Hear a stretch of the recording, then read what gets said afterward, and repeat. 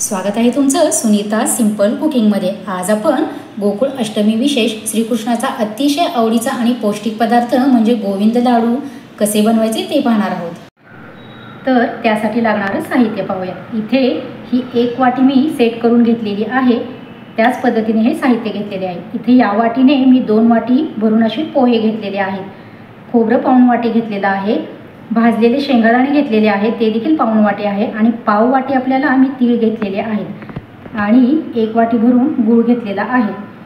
वेलची पावडर 1 चमचाभर घेतलेली आहे आणि ही खसखस आहे ती देखील 1 चमचाभर घेतलेली आहे। इथे मी किशमिश घेतलेला आहे, बदाम, काजू आणि किशमिश हे एवढं साहित्य घेतलेलं आहे। तुमच्याकडे जर आणखीन ड्रायफ्रुट्स असतील तर तुम्ही त्याचा देखील वापर इथे करू शकता। आणि आपल्याला अगदी थोडेसे असे तूप लागणार आहे। सर्वात अगोदर आपल्याला ही खसखस अशी भाजून घ्यायची आहे।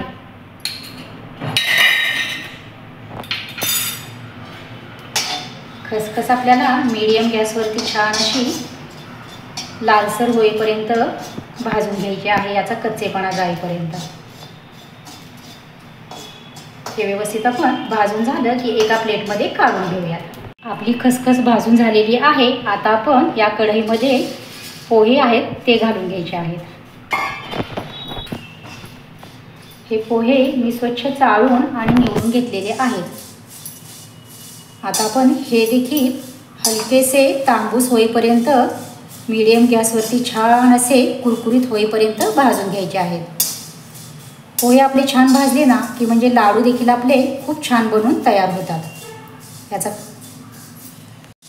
हे पहा, आपले पोहे छान असे तांबूस रंगावर भाजून होत आलेले आहे। आपण एकदा पाहूयात हे व्यवस्थित भाजलेले आहेत का। अजून एखाद मिनिटभर आपण हे भाजून घेऊयात। हे पोहे छान असे भाजून झालेले आहेत, अगदी कुरकुरीत असे भाजलेले आहेत, पाहू शकताय तुम्ही। आणि आता हे आपण थंड करायला ठेवूयात। त्याचबरोबर आता इकडे कढईमध्ये तीळ घेतलेले आहेत, ते देखील आपण मीडियम गॅसवरती छान असे भाजून घ्यायचे आहेत। हे पण आपण व्यवस्थित भाजूया। तीळ आपले छान असे भाजून झालेले आहेत। आता आपण याच ताटामध्ये काढून घेऊया। त्याचबरोबर हे आता व्यवस्थित असे पसरून थंड करायला ठेवूयात। आता याचबरोबर इथे खोबरं घेतलेलं आहे, ते देखील मी यामध्ये घालून घेते। खोबरं देखील आपल्याला कढई एकदम गरम झालेली आहे, त्यामुळे गॅस एकदम बारीकच ठेवायचा आहे, नाहीतर करपण्याची शक्यता असते। मी खिसून घेतलेलं आहे खोबरं, त्यामुळे आपलं पटकन असं भाजून होईल। हे देखील आपल्याला व्यवस्थित असं भाजून घ्यायचं आहे। सर्व जिन्नस आपण व्यवस्थित भाजून घेतले ना की म्हणजे त्याचा कच्चेपणा वगैरे जातो आणि लाडू टिकण्यास देखील मदत होते।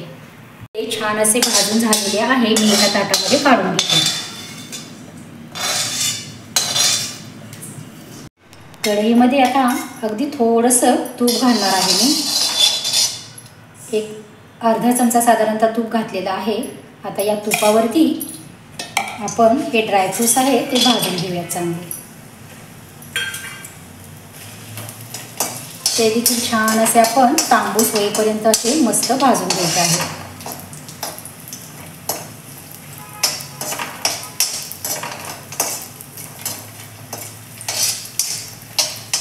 आणि हे लालसर थोडेसे झाले की आपण गॅस बंद करायचा आहे आणि ते एका प्लेटमध्ये काढून घेऊया। हे पहा, आता आपले सर्व साहित्य थंड झालेले आहे बऱ्यापैकी। आता आपण हे मिक्सरवरती एक मिक्सरचं भांडं घ्यायचं आहे आणि त्यामध्ये आपण हे सर्वात अगोदर आपण पोहे बारीक करून घेऊयात। इथे मी पोहे मिक्सरच्या भांड्यामध्ये घालून घेते आणि याची आपण पावडर बनवून घेऊयात। हे पहा, इथे मी ही पोह्यांची अशी छान अशी बारीक अशी पावडर बनवून घेतलेली आहे। ती आता आपण या एका भांड्यामध्ये काढून घेऊयात।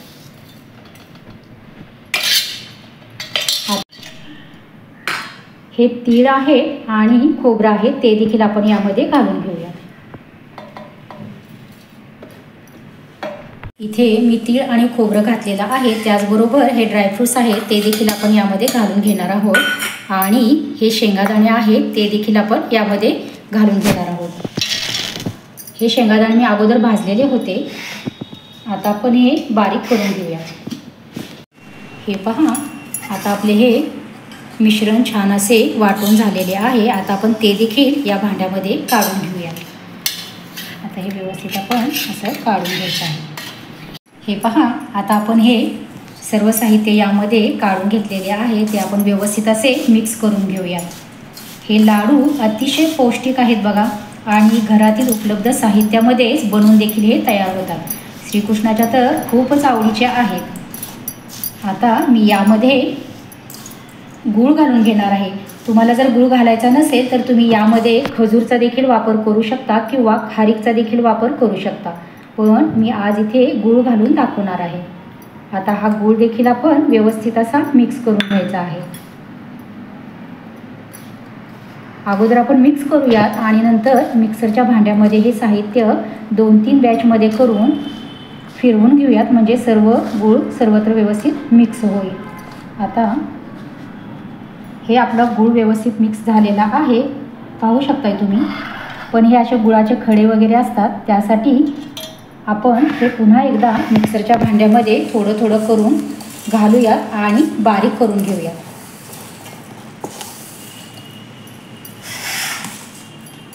आता आपले हे छान असे वाटून तयार झालेले आहेत. आता आपण ते एका ताटामध्ये काढून घेऊयात. हे आपण एका ताटात काढून घ्यायचं आहे. इथे मी हे सर्व मिश्रण एका ताटामध्ये काढून घेतलेले आहे. इथे मी वेलची पावडर घेतलेली आहे, ती घालून घेते. तुमच्याकडे जर सुंठ पावडर असेल तर तुम्ही ती देखील वापरू शकता. आणि ही खसखस घेतलेली आहे, ती देखील मी इथं वरून घालून घेणार आहे. आता हे व्यवस्थित आपण मिक्स करून घेऊयात, आणि गरज पडली तरच आपण यामध्ये थोडंसं तूप घालून घ्यायचं आहे. आता हे सर्व साहित्य व्यवस्थित आपण मिक्स करून घेऊयात. हे पहा, आपले सर्व साहित्य व्यवस्थित मिक्स झालेले आहे. तसं पाहिलं तर लाडू वळता येतो, पण तरीसुद्धा आपले लाडू आणखीनच पौष्टिक व्हावे त्यासाठी मी इथे तूप घालणार आहे. मी वितळवलेलं तूप घालत आहे. साधारणतः 1-2 चमचे भरून मी तूप घातलेलं आहे. आता हे व्यवस्थित आपण मिक्स करून घेऊयात. फार तूप घालायची गरज नाही, त्यामुळे आपले तुपामुळे लाडू आणखीनच छान पौष्टिक असे बनून तयार होतील. व्यवस्थित असे मिक्स झालेले आहे, पाहू शकताय तुम्ही. आता आपण लाडू बनवायला घेऊयात. इथे मी एक छोटी वाटी घेतलेली आहे, म्हणजे आपले लाडू एकसारखे बनून असे तयार होतील. तुम्ही कोणताही चमचा घ्या किंवा छोटी एखादी वाटी घ्या, त्या पद्धतीने तुम्ही त्याच्यामध्ये सारण भरून असं मोजून घ्या, म्हणजे आपले लाडू एकसारखे बनून असे तयार होतील.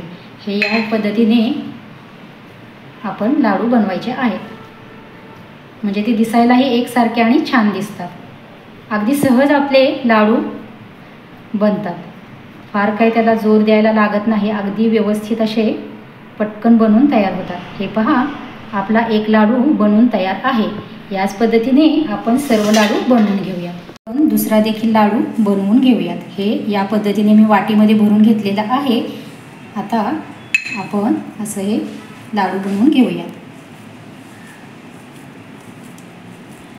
आपले हे 2 लाडू बनवून तयार झालेले आहेत. आपण तसेच इतर लाडू देखील बनवून घेऊयात. हे पहा, आता आपले लाडू छान असे बनवून तयार झालेले आहेत.